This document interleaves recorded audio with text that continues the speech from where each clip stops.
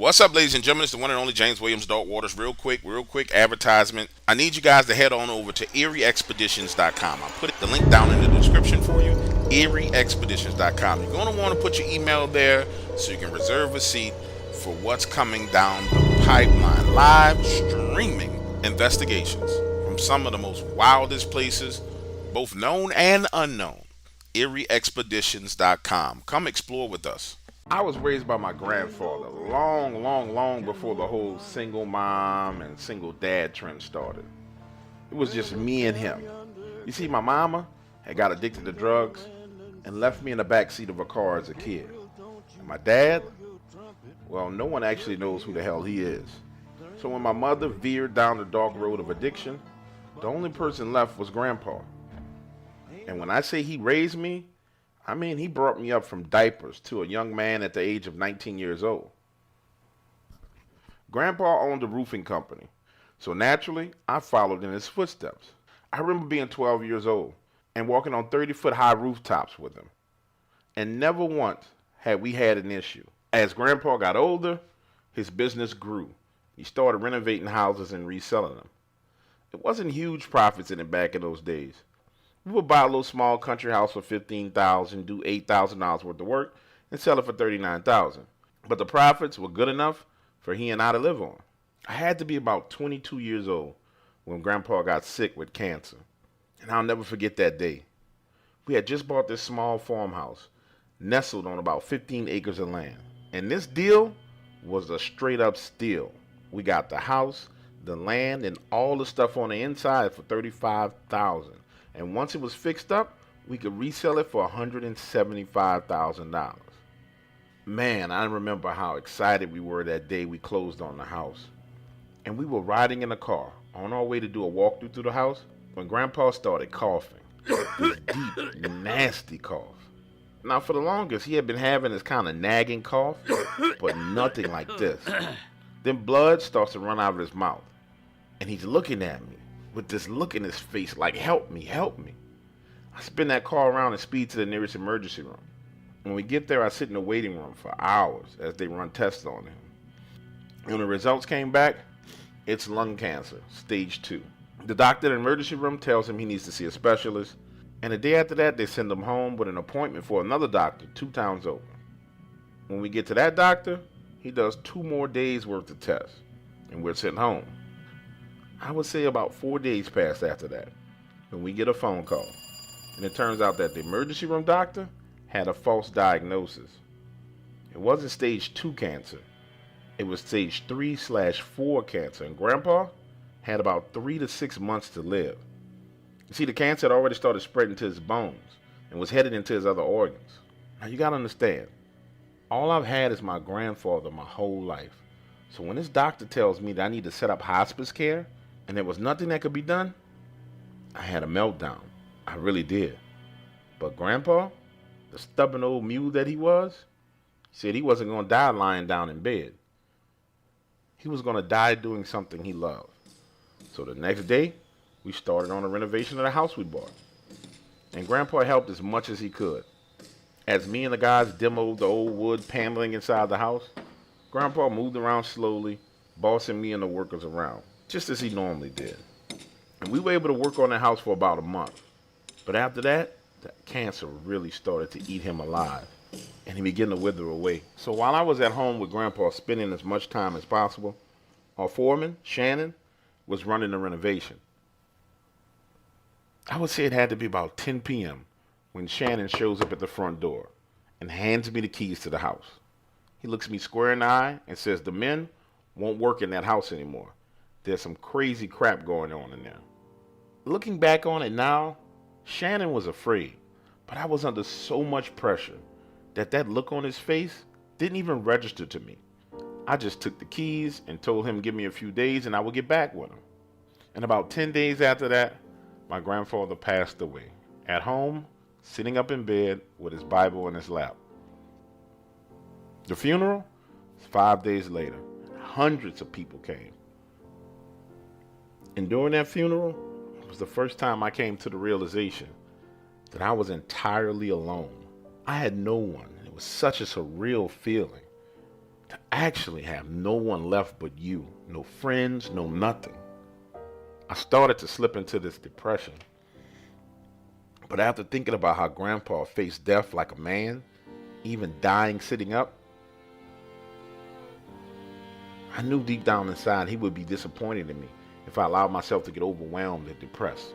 So I went back to work on that old farmhouse. I called Shannon to meet me there, and we talked as I removed the plaster from the ceiling. During this conversation is when Shannon started explaining things to me. He told me that he would help me as much as possible, but the men, not one of them was going to enter the house again.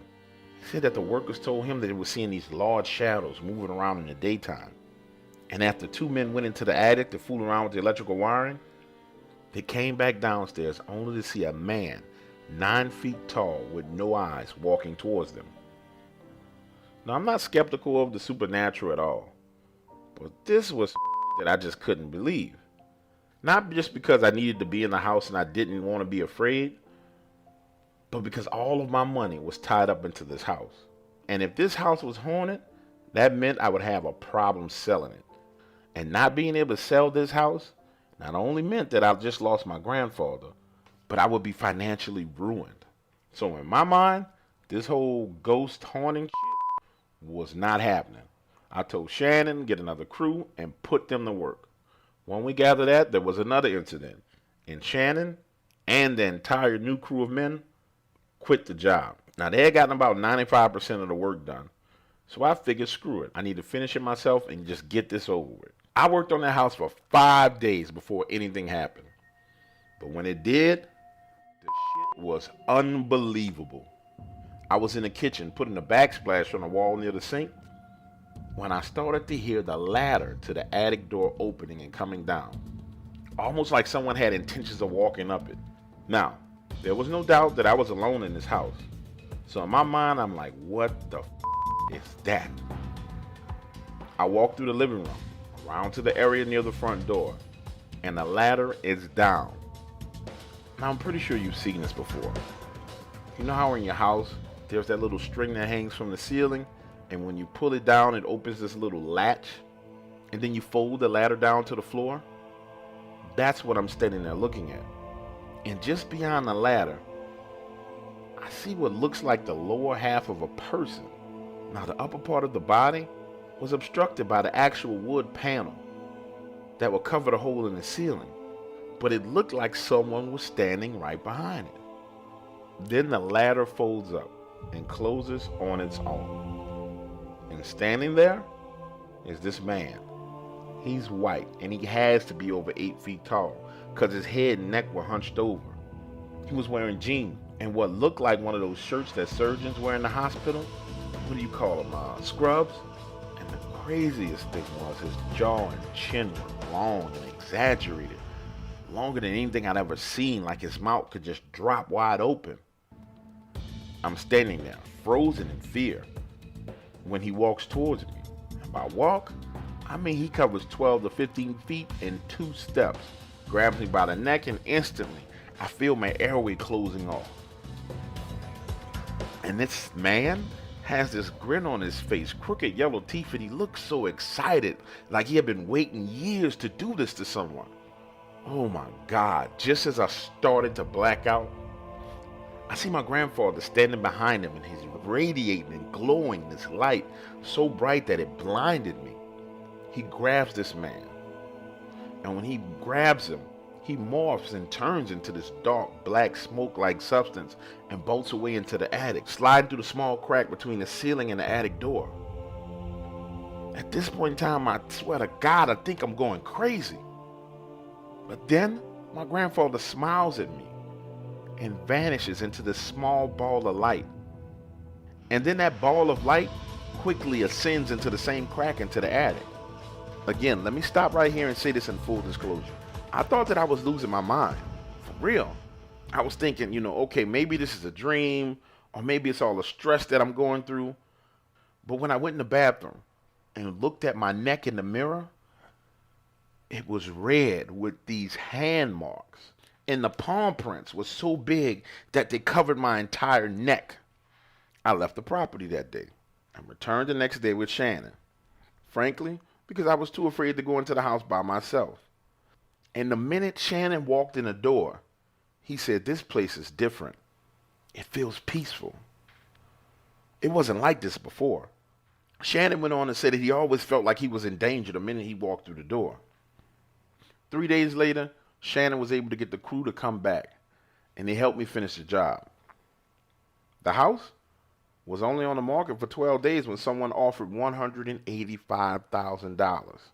And after years and years of holding on to this, I realized that it was indeed my grandpa who saved me from that thing.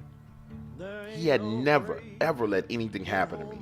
I'm talking about from the time I was a baby to the time he was put in the grave. And that thing, that monster or whatever it was, man, I feel sorry for it. Because my grandpa didn't play no games. I'm gonna rise right out of the ground. Ain't no grave can hold my body down.